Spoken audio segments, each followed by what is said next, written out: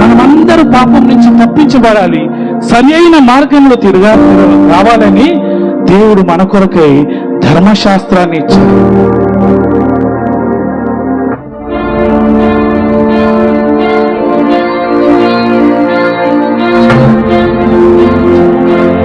ఈ ధర్మశాస్త్రం మనల్ని సరి అయిన మార్గంలో నిలవడానికి ప్రయత్నం చేసింది, కానీ కంటికి కన్ను పంటికి పన్ను ఆశించింది.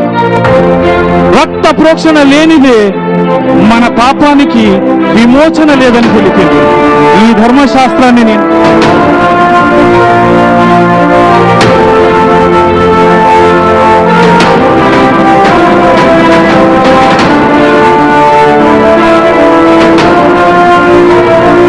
తమ్ముడు అంతటితో ఆగిపోలేదు. ప్రజలందరినీ రక్షించడానికి దేవుడు న్యాయాధిపతుల్ని పంపించారు, సంసోన్ని పంపించారు. వీళ్ళందరినీ శారీరకమైన మరణం నుంచి తప్పించగలిగారే, కానీ నిత్య జీవం నుంచి, శాపాన్ని నుంచి తప్పించలేకపోయారు. అలాగైతే ఎలా మరి తమ్ముడు? దేవుడు ఆశ్చర్యకరుడు. తర్వాత యాజకుల్ని పంపించారు. యాజకులు దేవునికి మనిషికి మధ్యలో వారధిగా నిలబడ్డారు, కానీ పాపం నుంచి మాత్రం విముక్తి కలగలేదు. రాజులు వచ్చారు, యాజకులు వచ్చారు, గొప్ప గొప్ప ప్రవచనాలు చేసిన ప్రవక్తలు వచ్చారు, ఏలియా వంటి శక్తివంతమైన ప్రవక్తలు వచ్చారు, జనాలకు దారి చూపించారు, కానీ లాభం లేకుండా పోయింది. దుష్టులైన ప్రజలు గొప్ప గొప్ప ప్రవక్తలను చంపివేశారు, బ్రతకనివ్వలేదు. కానీ ప్రజలు తిరిగి మరలా దేవుణ్ణి వేడుకున్నారు.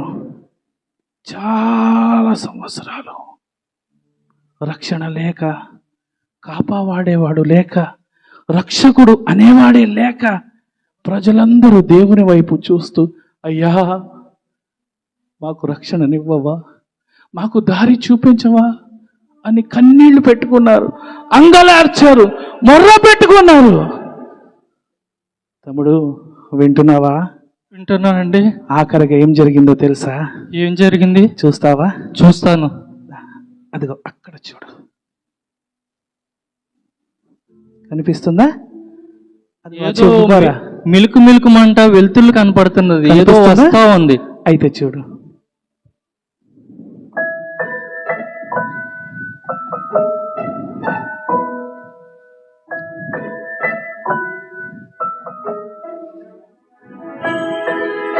అద్భుతంగా ఉంది.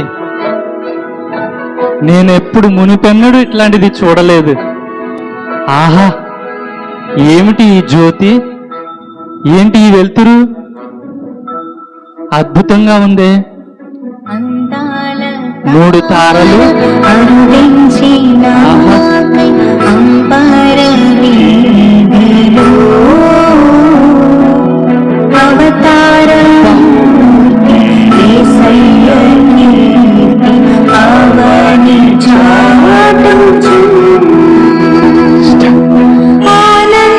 చప్పట్లు కొడదాం.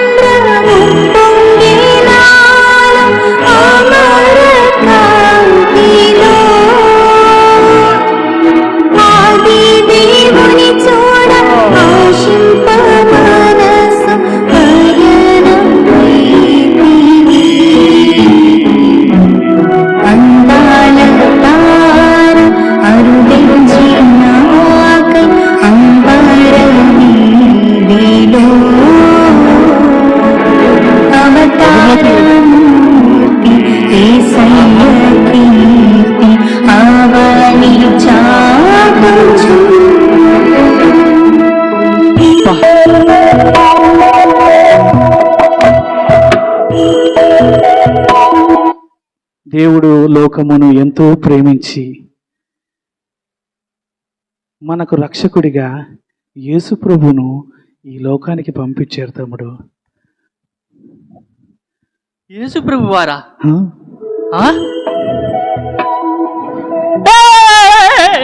యేసు ప్రభు వారు మనకి ఈ లోకానికి వచ్చాడు. ఎంత సంతోషం! ఆహా, యేసు ప్రభు వారు వచ్చాడు, మన పాపాలంతా పోయినట్టే. యేసు ప్రభువుకి వందనాలు. జై బోలో యేసు మహారాజ్ కే, జై బోలో యేసు మహారాజ్ కే, జై బోలో యేసు మహారాజ్ కే. ఏంటన్నా ఇంత సంతోషకరమైన వార్త చెప్పి